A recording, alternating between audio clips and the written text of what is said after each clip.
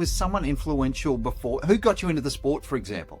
When you first contacted me and said you wanted to talk to me, and I saw it was about influence, I got really excited. And influence, really, if anyone, regardless of whether they're a sports person or not, if you go back to the very beginning, influence is what shapes us all into the humans we are today. There is absolutely no doubt about it. And half the time we don't even realise we're being influenced, you know. Welcome to the Find Your Influence podcast with Anton Guinea, where we unpack all things influence and we help leaders particularly find their influence by talking to amazing humans and finding out what influence means to them, who they've been influenced by and who they have influenced. And this podcast episode, proudly sponsored by the Guinea Group of Companies. The Guinea Group helps leaders upgrade, upskill, uplift their teams and their influence. Team, welcome to the Find Your Influence podcast with Anton Guinea, where we unpack all things influence with a whole range of amazing humans. And today I'm just so grateful, so honoured really to have the amazing Belinda Granger. We're going to talk all things influence, but we're also going to put a little bit of triathlon over the top of this because I couldn't not. And when you hear Belinda's story, you'll know the professional athlete, the professional triathlete, and now a pro liaison with at the Challenge family. Team Belinda is a celebrated and massively celebrated, hugely successful former pro triathlete from Australia, as you can hear from that accent. Highly respected figure in long distance triathlon. Enjoyed a distinguished career spanning more than a decade, highlighted by multiple wins in full Ironman and Ironman 70.3 events. Belinda's actually won 70.3 at Hawaii. So if you've heard of the Kona Ironman World Champs, Belinda's won the 70.3, which is a half Ironman at Hawaii, including, as well as that, victory at Challenge Roth, which is a full Ironman, which is one of the iconic events in triathlon on the planet. As a professional athlete, Belinda competed at the highest levels, obviously, at long course. And for anyone that knows triathlon, people say that Ironman is the toughest one-day sporting event on the planet. Now, you're going to hear from a lady who is one of the toughest of the toughest. Belinda established herself as one of the sport's most enduring competitors until her retirement in the mid-2010s. Following her retirement from active participation, which I think Belinda will probably talk us through now, and you've just heard us talk about Challenge, which is another, I guess, brand of Ironman racing. The politics involved in the sport, it's probably the one thing that I don't like about the sport, but it has to be. We will unpack that soon too. And what I really want to just unpack Belinda's current role, because I think this is really important, because Belinda not only competed, but I love seeing people who stay in the sport to give back, and as Belinda just said, still in the sport, that's a big deal. So in Belinda's current role, what Belinda does, and this is what I love, and this is one of the reasons I want to speak to Belinda, is because Belinda supports athletes within the Challenge family, or the pro athletes in that business, in that element of Ironman racing, acting as a bridge between professional competitors and that organization, or that global race organization. Team, welcome to the one and only, the crazy, the energetic, the successful Belinda Granger. Thank you so much for coming. You've got that right. I'm still a little bit crazy. That's for sure. I think you have to be, to do anything extreme, like the sport of long distance triathlon. There has to be just an incy-wincy piece of crazy about you, doesn't there? Absolutely. What did Mac say in his book? He said he or she who wins are the person that can hurt the most. And I think there's crazy in that, that massive, that there mental toughness. You actually love to hurt yourself. And you find that obviously with elite sport, a lot of it is to do with talent, but I think in particular with the sport of triathlon, it's probably a nice 50-50 split. It's not just about natural talent of an athlete. It's about how far they're willing to go in the well, and how far they're willing to hurt, and how long they can handle the hurt. And I think that's what makes long distance triathlon so unique.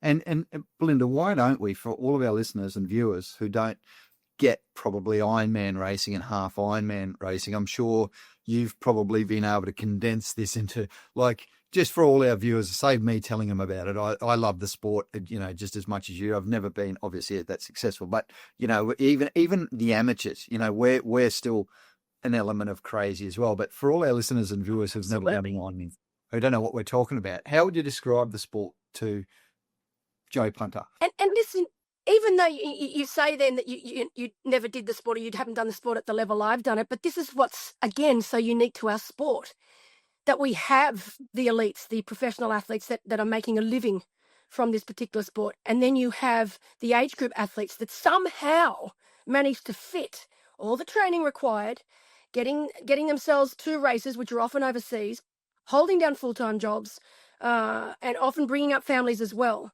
To me, that's even more crazy than the elite athletes. We had it easy. We had nothing. All we had to do was just show up each day, train, and then turn up to the races. So I actually have more respect in some ways. I have more respect for these age group athletes that manage to do the same amount of work with all the extra bits added on at the back end. It's crazy. So again, yeah, I think that's something quite unique to our sport, that we have age group athletes and elite athletes racing on the same course, usually on the same day. And I think that's one of the things in the first place, if we go way back to when I was an age group athlete, it's one of the things that I was most attracted to in the sport, that I thought this sport of triathlon is all inclusive. It doesn't matter if you're the best of the best or just trying to make that cutoff time at the end of, we've got X amount of time to finish these races. We're all in this together. It's amazing. But going back to your question, it's 3.8 kilometer swim, 180 kilometers on the bike, and a marathon, just a marathon to finish it off. We say it fun. It's madness. But people ask me often today, they're like, "Oh, how many Ironman-distance races did you end up doing in your career?" And I said, 50. I thought it was a nice round number to finish it off with. And you see the look in their face, even now today, and they're like, "Oh my God." And I don't look at it like that, because back in the day when I was doing it, to do 4 or 5 of these full distance races in a year was just the norm. It's you didn't question, it's just what you did, and it's how I made a living. If I wanted to make money, I had to race. And I loved racing, so it wasn't such a big deal. But perspective is a great thing, and I look back now at 55 years of age, and I'm like, Belinda, you really were a little bit crazy. 5 a year, I'd have been pushing the envelope just slightly. Wow. But you didn't feel that at the time, is what I'm hearing, Belinda. It just felt normal at the time. Again, really interesting. And as I said, with Ironman or full distance racing and training, so much of it comes down to mindset rather than just the physical. And I think if you have a coach, and I had a coach that really worked a lot with the mind, more so even than he did physically, they can, and if they're good at their job, they can convince you of just about anything. And if they tell you 5 is okay, if 5 for you, Belinda, for you personally, with the way that you back it up, with your resilience, with your durability, that was a word that was often thrown around with me as an athlete, you can do 5 a year, no problem. And who was I to question it? And I didn't. And I think, he used to send me to races and he'd say, I've seen the start list, you've got this covered, you're going to win. And I truly went to those races thinking, well, he's told me I'm going to win, so I'm going to win. And it wasn't arrogance. It wasn't ego-driven. It was just a true belief in, he would only tell me this if he truly believed it was going to happen. So again, why would I question it? And it is amazing that's what I carried into every race. And yeah, I love the mind games and the psychology behind racing this distance. And you see it even today. I mean, obviously the sport it's progressed so rapidly since I retired in, I think, 2015.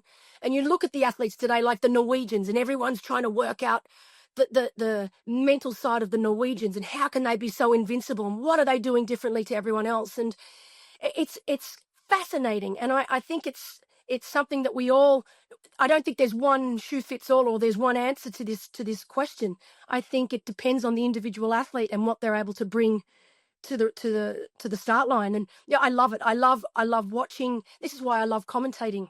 I've moved into a little bit of commentary because I love sitting behind a screen and looking at these athletes. And of course, the filming is so good these days. You'll get close-ups and you can see the expressions on their face. And I can almost see, okay, this guy or this female today is locked and loaded. And there's no way anyone's getting past it today. And you can almost see it just from the expressions or the way that they hold themselves. And I love it. I love it. Yeah.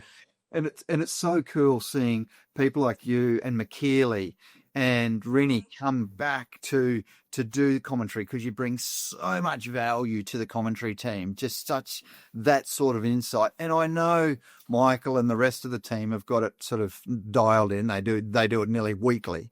But it's just so cool to hear people like you commentating, and it's So keep up that work and keep up the good work. It's really cool. Yeah. Well, I think there's a few of us that just we are not ashamed to admit that we're frothers of the sport, and I am. I'm not ashamed to admit it. I started doing the sport back when I was 21, and I'm still in the sport at 55, just in a different capacity, and I love it just as much today as I did when I was at my absolute peak. Oh, Belinda. And I'm I say to Pete Murray regularly, how do I get your job? Yeah. And there's another guy, he loves it. He's been in the sport for such a long time. Most people don't realize. They just think of Pete the commentator. But my husband and I have known Pete way back when we first started. We did some of our first international races together. I still remember a race in Japan that we did together, World Champs. And he was an elite athlete. He was a professional athlete for quite some time. And he was a bloody good athlete. Exactly. And because he's been doing comms for so long, people, and obviously new people coming into sport, they don't realize his background, but he's been in the sport as long as I have, and he loves it as much as I do. Oh, it is. And he's got a beautiful wife now who you would have competed against back in those early I did, 2010. back in the day. I'm going to say Caroline probably retired not long after you. She was probably 17, 18. I remember doing a race with Caroline in the Philippines, in Cebu, which is the hottest race I've ever done. It was like the sun. We spent a lot of time in the Philippines. A wonderful crew of people over there, and the racing in the Philippines is always top notch. That's why you often found that most pro athletes that went over there for the first time continued going over there till the end of their career, which is what I did, because they treated professional athletes like professional athletes. They were brilliant. They still are to this day. And I have a lot of fond memories from Cebu and also other races in the Philippines, especially with Pete and Caroline. Hey, and listen, this is another one of the greatest things about the sport of triathlon, even as a professional athlete, where we obviously were there to do a job. One of the things that I used even when I was at the peak of my career is, what countries haven't I seen yet? What countries do I still want to visit? And the greatest thing about triathlon, that there's basically a triathlon in nearly every continent in the world. And so I've had the luxury of being able to pick and choose and visit countries that I never otherwise would have visited if it wasn't for my sport. Very quickly, I don't know whether to actually ask you this question or not. What does influence mean to you? Because I think who's been the most influential person, because you might say your coach, but you were coached as a professional athlete, but was someone influential before? Who got you into the sport, for example? Yeah, so that's a really interesting story. And I mean, when you first contacted me and said you wanted to talk to me, and I saw it was about influence, I got really excited, because I don't think we talk about it enough. And influence, really, if anyone, regardless of whether they're a sports person or not, if you go back to the very beginning, influence is what shapes us all into the humans we are today. There is absolutely no doubt about it. And half the time we don't even realize we're being influenced, And it really made me sit down and think about all of the people that have influenced my career. And obviously I looked at this just from my sporting career, but who made me love sport in the first place? And I look back, and it was, if we go way back, my mum and dad were always active, sportive people. They always wanted me to try new things. They always told me not to be afraid to fail. Try new things. Don't worry if you fail. Just get up and try again. So before I even was introduced to the sport of triathlon, I already loved pushing myself, loved pushing boundaries, wanted to be the best, was very competitive. And I think I get that from my mum. I used to think it was from my father, but as I've grown up and matured, I've realized it was definitely all from my mother. But, I've had so many positive people in my life growing up. And the first one that actually told me that I could be really good at the sport of triathlon, that I should stop mucking around, and I think that was his exact words, to be honest, and start taking it seriously, was my then boyfriend, now husband, Justin Granger. And he was the one that said, Belinda, you could actually be really good at this if you stopped mucking around and took it a little bit more seriously. I think you could be really good. I think you could maybe even get your pro license. And so he was the first one that planted that seed. And then if we move forward, once I'd already started racing professionally domestically, once we decided to take that big leap, and back then it was a big leap to go from racing domestically as a professional athlete to racing overseas. I remember we went to Boulder for the first time, and that back in the day, Boulder was the be all end all. It was almost like the Girona today in Spain. All of the athletes went to Boulder. Everyone wanted to train at altitude. Altitude was everything. And I remember being introduced to a magnificent couple, Rock and Heather Furr. And it was Chris and Sarah Lee. Chris Lee, of course, a fantastic professional athlete from Australia. It was him and his wife that actually introduced us to Rock and Heather. And still to this day, I owe my entire career to that couple because they took us under their wing. They allowed us to stay with them in Boulder. They allowed us to stay with them back home in San Diego. And Rock basically taught me everything. He allowed me to train with Heather. And Heather was one of the best long-distance athletes in the world at that time. You know, Heather went on to win Kona, but again, has been involved in the sport of triathlon ever since she retired. But both Rock and Heather taught Justin, not just myself, taught Justin and I what it takes to be a professional athlete. So, back then, all I thought, I just have to train hard every day and then rock up to the race. But, there's so much more to being a professional athlete than just the training and the racing. And they really were the first people to open our eyes up to the bigger picture. Wow. Now, what was so they opened your eyes up. They gave you this awareness of it's not just racing. Exactly. And the word that came to my mind then I said it was media, because I can't wait to talk to you about this. Like, you were so vocal, not vocal, more direct. Like, I used to love watching the videos. Now we can watch it on YouTube, but back in the day, you actually had you had to get a video and then a DVD to watch Kona. You had to wait for it to come out 6 months. But I used to love you. There was a couple of people whose commentary I just used to love, and yours was one of them. But I think it's good for the sport. Everyone sort of fluffs around things, and will you win? Well, yeah, I might. But you're like, whatever it was. But how did Rock and Heather influence you? Like, what was it about them that made you listen to them? Because there might have been other people around that you could listen to as well. So what was their influence skills? I think one, they'd already proven. Rock had been Heather's coach and taken care of Heather for most of her career, and she was already doing incredible things, and she'd proved herself. She was one of the best in the world. And Rock had such a cool, calm, open personality, and he was never forceful. It was never, this is the way you have to do it, or there is no other way. You get a lot of people that are so regimented and set in their ways, and there's nothing either side. But he knew that wasn't always the way, that not one shoe fits all. So he would explain why he would do something a certain way for Heather, and why it might work for me, why it might not. Maybe I should think about doing something else. But it wasn't so much even about the physical, about the training. It was what you did outside of training and racing. So how you presented yourself, simple things like in between sessions. Often triathletes try and train 3 times a day because we've obviously got the 3 disciplines of swim, bike, run. It was what I did in between those sessions. Justin and I were in a brand new country. We were in the USA. I wanted to go out and see the shops and go out for coffees and blah, blah, blah, and go swim in the ocean. He's like, no, Belinda. He said, you've got to treat this like a full-time job. All right? When we get home from swim squad in the morning, you eat and then you go back to bed. You sleep. And then you get up again and you'll do the next session, which might be a bike ride. And then you come home and you get a massage. And then you go out for your last easy run in the afternoon. So you've got to treat this not like, I'm just going to train, swim, bike, run, and then in between I'm just going to do whatever the hell I want because, I'm a free agent.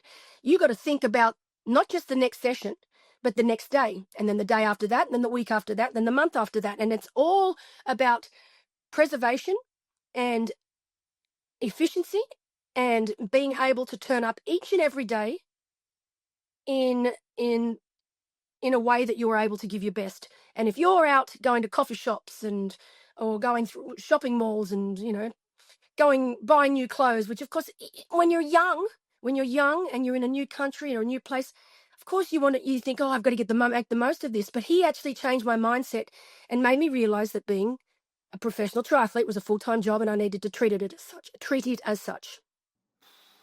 Beautiful answer. And the one word that I got out of all of that, and I wrote it down, was credibility, because of how Heather had gone. Exactly. Runs on the board. Yeah, we Yep, runs on the board, and that's what we see. And not even just runs on the board, but she was also so highly regarded and respected in her community, not just with her her friends and family and training partners, but internationally, all of the athletes loved and respected Heather Furr. So I knew whatever she was doing, it was the right path to take. And we stayed with them for quite some years until I felt like, we had the tools that were needed to go out on our own.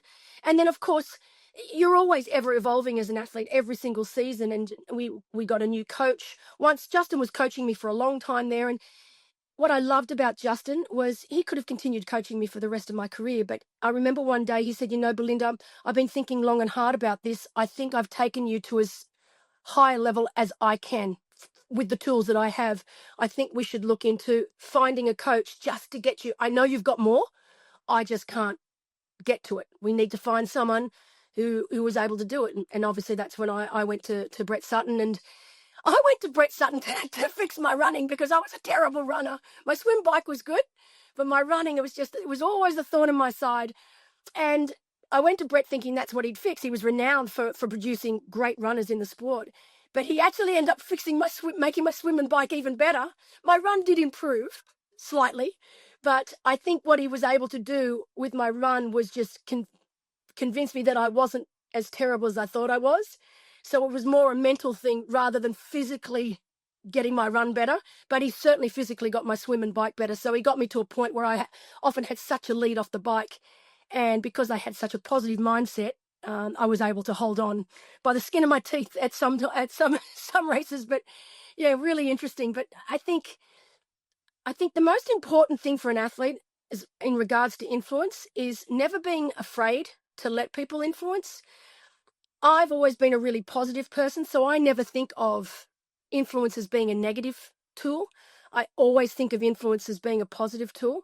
And maybe I live in a bit of a pink world, because I know that there is a lot out there that can have a negative influence. But and interestingly enough, when you bring up social media and media, there's one thing that I can think. I think if I was still competing to this day, I would have major issues with, because I think social media, as brilliant as it's been for all of us, can have I've seen it firsthand, can have such a negative influence. And I think that would be one thing that you would really need to have control of, and have a good team around you that was able to help you control the positive and negative influence that comes from social media. 100 podcasts. You're the first person that, put that spin on it, that there are these external influences that affect our life. Mm-hmm. And we are influenced positively and negatively, and we've got to be really in control of who we're influenced by. But I love what you said around your positive attitude, that don't be afraid of being influenced by the positive. In other words, have an open mind, because who knows what. Absolutely. Until you try it. No, exactly. And I think sometimes, particularly when you're at the top of your game, you think, and everything's going brilliantly, sometimes I think it's easy to shut down and say, well, I don't need anything from anyone anymore, because I've got it all under control. But I think as soon as you start doing that, that can actually be your demise, because the one thing we know about sport, any sport, I don't care what sport you choose here, it's ever evolving. Every single season, it continues to evolve. We continue to find the next gen come through.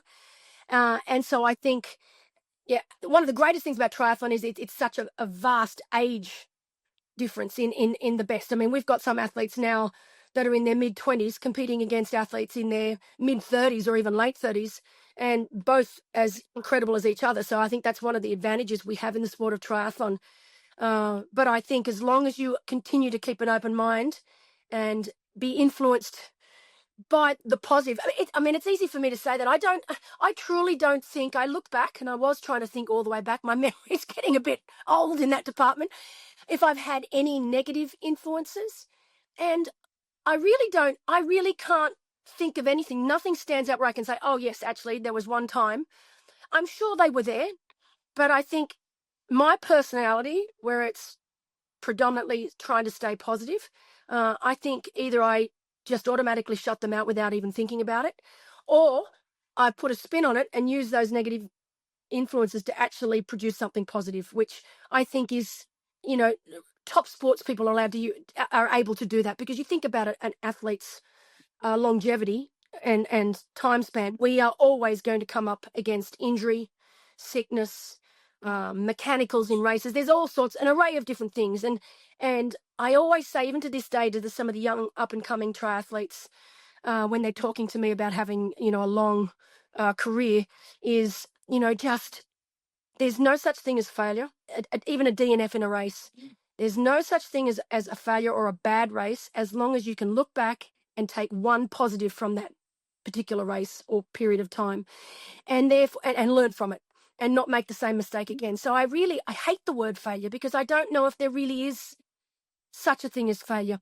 I think as long as you can take just one positive piece from it. I mean, I DNF'd Kona twice, and people say, "Oh, do you regret those DNFs?" I said, no, because I learned so much about myself in both of them. Was I angry? Yes, of course I was. And was I disappointed with myself for the couple of days post? And I always say to athletes, you have 24 hours to feel sorry for yourself. And there's nothing wrong with that. Everyone's allowed to feel sorry for themselves. But then you put your big girl or your big boy pants back on, you get to the root of the problem or the issue or why it happened, and you make sure it doesn't happen again. So yeah, I think you cannot dwell on negatives or failures, what you call failures. It's all about turning it around and turning it into a positive. Wow. Easier said than done at times. Absolutely. We in leadership speak, we call that reframing. You put a reframe. I like it, reframing. Yeah. Was that the person who said, you can win? Was that your coach who was just so positive for you? Right. Yep. Is he as tough as it seems in the media, or like was it? He is a tough old bugger. But he's done some good things. He used, there wouldn't have been a great athlete back in the day that wasn't coached by Brett. I wouldn't have thought that. No, and you look in any sport, and you've got the old school tough. Like we've got one here, Johnny Rogers, JR, swim coach, who's I think he's 86, 87, still coaching pool deck, has coached Olympians, has coached distance swimmers to Olympic medals. And, he's still old school, and he still says it as it is. He doesn't sugarcoat things, just like Sutto. And Sutto's still coaching to this day, and still got some incredible athletes like Julie Deron and Alana Siffert, Max Studer. So there's some great athletes that he's still coaching, and they're doing very, very well.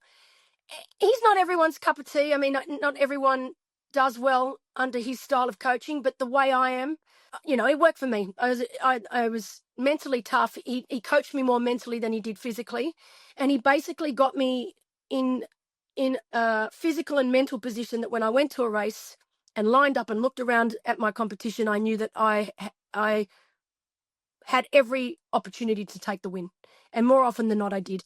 So it was interesting, because it certainly was not arrogance. I didn't line up and look around and go, "You guys are toast." I wasn't like that at all. Listen, I knew that I was in the shape to take the win here today, and yeah, I've got a great story of when I used to go. I used to have a fantastic rivalry with Lisa Bentley, an amazing athlete from Canada, brilliant runner. So we were completely opposite. I was great swim bike, she was great bike run. So we often had some incredible battles, and over the years, I mean, the battles were her 5, me 0. She always ran me down in the dying kilometres of the marathon. And the same thing had happened at Ironman Australia when it was back in Foster.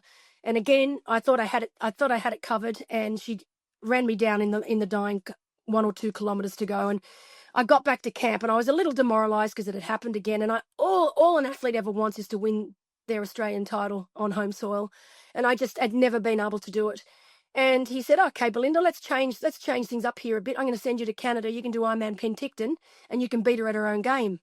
And I'm like, "What are you talking about, you senile old man? You idiot! She's just going to beat me twice now. Thanks." And he said, "Belinda, you are the idiot. You don't see what's happening here, do you? All the pressure is on you in Australia. You are the golden child. You are the one everyone wants to win as the Australian athlete. When you go to Canada, Lisa's got all that pressure on her shoulders. You've got no pressure. No one expects you to win. Just go out there and do what you do best." Long story short, I ended up beating her by the skin of my teeth. I think it was very, very close, but I was able to hold her off. And yeah, I was able to take the win there. And I learned the most valuable lesson of my entire career right then at that race. And I never doubted another thing that came out of Sutto's mouth ever again. So to put that lesson into words, Belinda, for everyone listening, tune in, listen right very carefully now. If you could put that in one bullet point, what was the lesson that you learnt? Just, I don't know if there was one lesson, but just, never I don't know. Hold on. Definitely never give up, because I think she'd beaten me so many times prior to that day that I just assumed, well, why would I think otherwise? Why would I think otherwise? But I also learnt the most important thing, particularly in sport, that this thing up here is just as strong, just as vulnerable, just as much of as an influence as the legs and arms and lungs and heart. I mean, this thing controls everything. That's everything. And we just don't realize. Yeah. So I used to train with an athlete, Belinda, who said he said it's 90% mental, but the other 10%'s in your head. exactly. It's crazy. It's so true.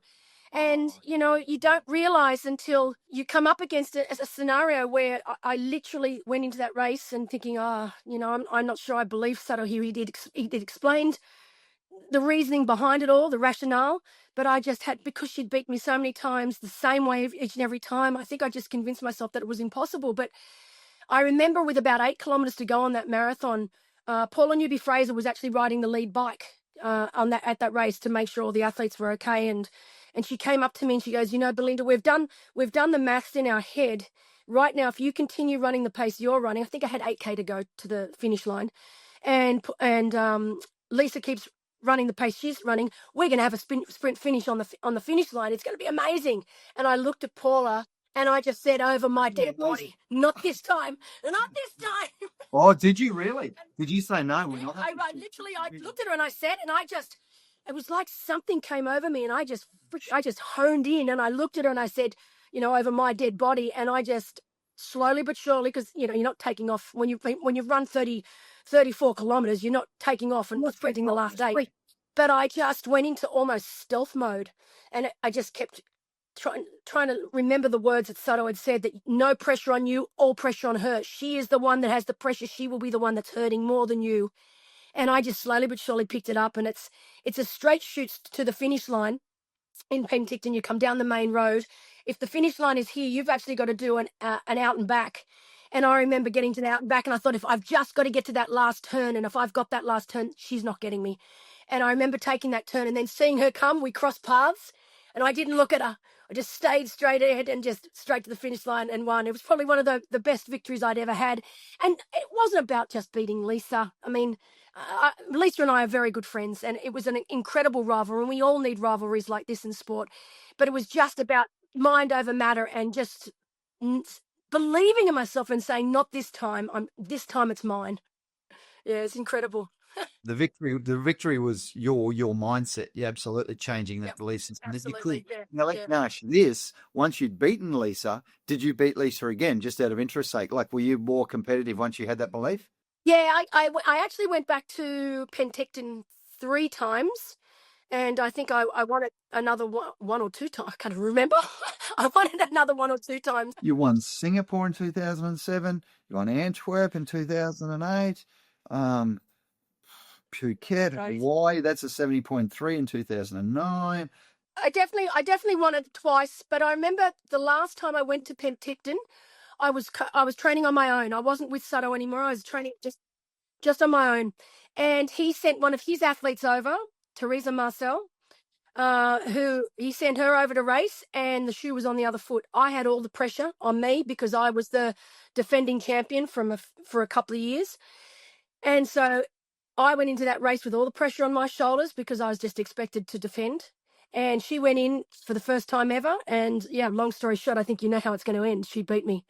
I had all the pressure on me. I cracked. She didn't. And she beat me, and I ended up getting second.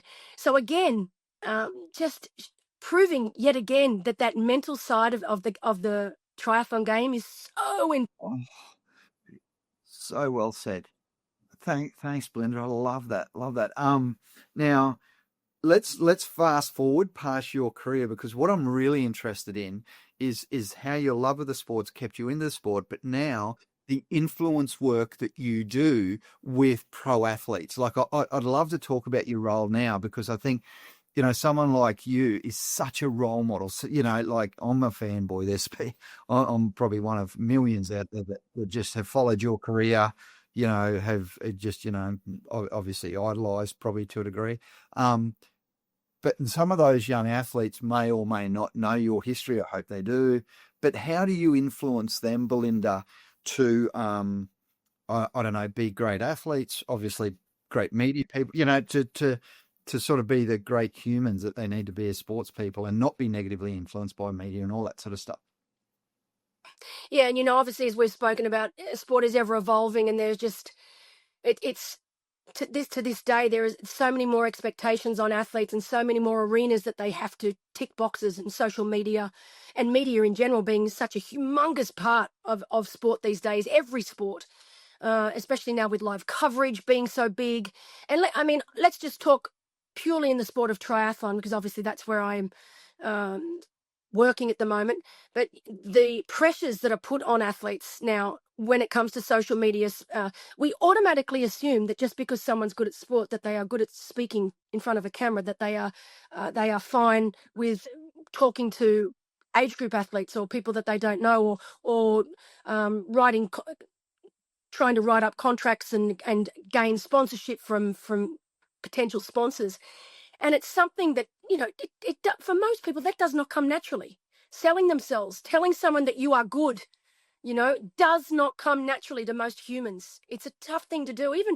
Even me now, sometimes when people talk about my results and what I did in the sport, it's like, oh yeah, I just want to push past that. No, we don't need to talk about that anymore, because it's a tough thing. And I think what happened when I retired, when I finally announced my retirement in 2015, I remember being in Hawaii, and Felix Volsurfer, Zibi Zuflik, and Victoria Murray Orr, who obviously Felix owns Challenge Roth, and Zibi at the time owned Challenge Family, and they wanted to meet with me, and I'm thinking, what do they want to meet with me for? And they basically offered me a job, and they said, we'd love you to come and be involved with Challenge Family. And I said to them, well, in what capacity? What are we talking here? And they said, you know what, Belinda, what do you think? How many companies do that? How many companies ask you to write your own role? But that's what Challenge Family did. They said, what do you think is needed? But you've come to so many of the Challenge Family events over the years. You've been the Challenge Family pin-up girl. What do you think we need? And so I said, you know what? I want every up-and-coming professional athlete to have the experience that I've had. Not just in Challenge Family races, but in the sport of triathlon. I want them to be able to have the career that I had. And so I literally got to write my own role in Challenge Family, and it became known as the Pro Liaison. And so what I would do is, my job description is to liaise between all of our race directors and our pro athletes. Pro athletes can contact me with anything, whether it's to be with, can you help me get a contract for this particular race? Could you put me in contact with the race director for this race? And vice versa with our race directors can come to me. We'd really like to have Christian Blumenfeld on our start line. What do we need to do to get him? And I'd help facilitate that. And so it has evolved a little more over the years. And now obviously I really do help the pro triathletes, give them my opinion on what I think would be, the right races for them to do. Sometimes they'll email me and say, I really want to do this race. And I'll actually say, you know what, I don't know if this race is really the best race for you. I think these races could be better. And sometimes they're not necessarily always challenge races. They might be other races as well, because I just want every potential professional athlete out there, or up-and-coming athlete, to experience what I did in this sport. This sport's given me everything.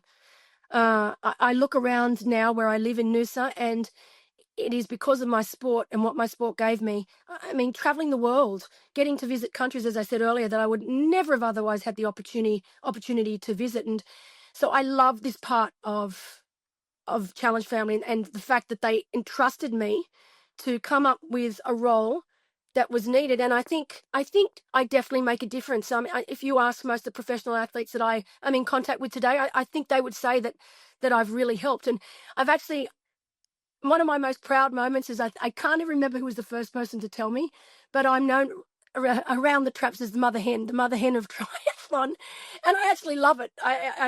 It's something I'm very proud of, and something that I will continue to be until I eventually retire. God knows when that'll be. But yeah, I truly love my job. I love the people I work with, and I love that I still get to travel. And now also being able to branch out and, into the world of commentary. I think because I've been involved in the sport for so long, seen it grow into what it is today, also following athletes' careers from when they first get their pro license through their federation to becoming one of the best athletes in the world. It's an incredible journey, and I've loved being there. There's so many athletes to this day that I've been there from the start, and I think when I do commentary, I think that comes out that, you know, I know so much about these athletes, where they started, their journey throughout, and how they got to where they are now. And I like to bring that across in the commentary.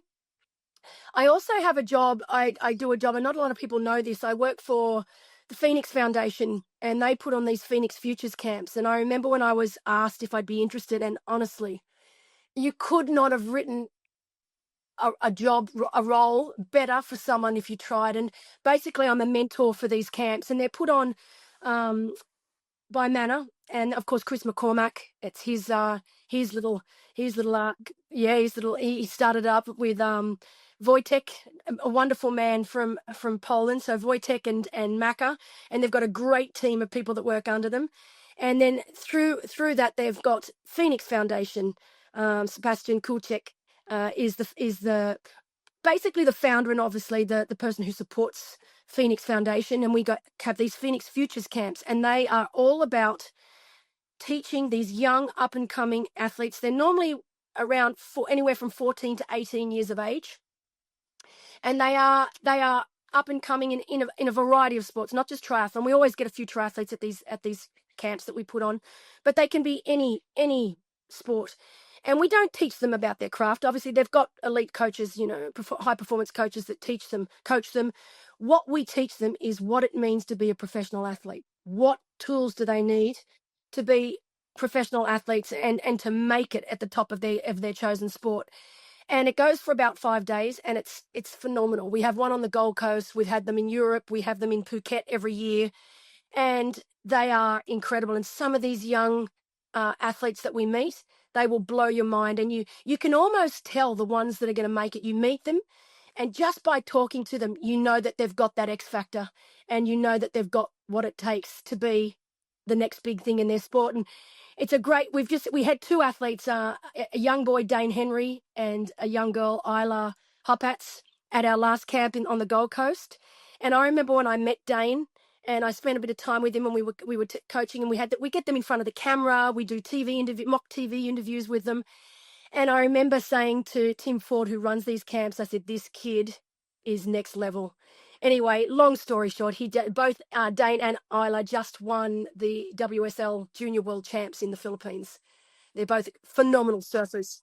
And I remember writing to Tim and saying, you know, how good is this? But really not surprising at all, because you just knew that these, particularly like both of them, but Isla she's quite an introverted young girl, but you could just see that she was very, very good. But Dane, he was, everything he did, he ticked the box. Like, yep, got that covered. Yep, got that covered. He's just brilliant.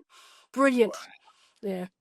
Belinda Granger, what a great way to finish. You know, the work that you're doing now.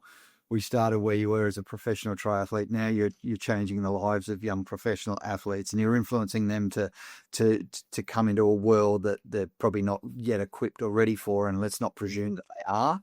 I love that. And Exactly. you probably weren't at the time. Belinda Granger, a dream come true. It's one of the things I love about this sport is, I mean, even the people I'm still working with today are people that I raced with back in the day. And I love that about the sport. It's always been such a friendly, everyone, as I said, age group athletes with pro athletes, and everyone's just so friendly. And I think because I know it's given me such an incredible chunk of my life, my majority of my life has been because of this sport of triathlon. It's not difficult for me to want to give back and to allow others to experience what I've experienced in this incredible sport of ours. Thank you, Belinda. You're amazing. You've been the best ever. Thanks for bringing the energy. Thanks for Thank you. Just amazing. Brilliant. Thanks, Belinda.